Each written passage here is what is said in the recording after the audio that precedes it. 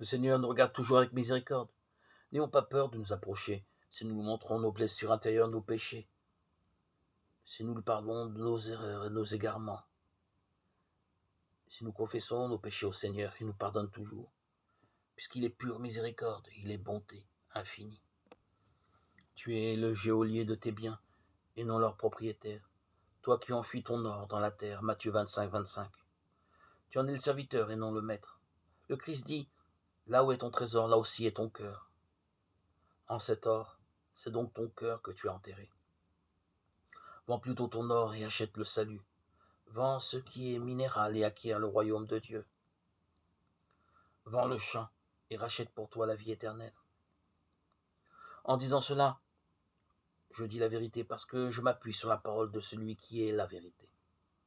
Si tu veux être parfait, vends ce que tu possèdes et donne le prix aux pauvres. Tu te feras ainsi un trésor dans les cieux. Matthieu 19, 21. Ne t'attriste pas en entendant ces mots, de peur qu'il ne te soit dit la même parole qu'au jeune homme riche, qu'il est difficile à ceux qui possèdent des biens d'entrer dans le royaume de Dieu. Plus même lorsque tu lis cette phrase, considère que la mort peut arracher ses biens, que la violence de quelqu'un de puissant peut te les enlever. En fin de compte, tu n'auras visé qu'à des biens minuscules à la place de grandes richesses. Ce ne sont que des trésors de monnaie au lieu d'être des trésors de grâce. Par leur nature même, ils sont périssables au lieu de demeurer à jamais.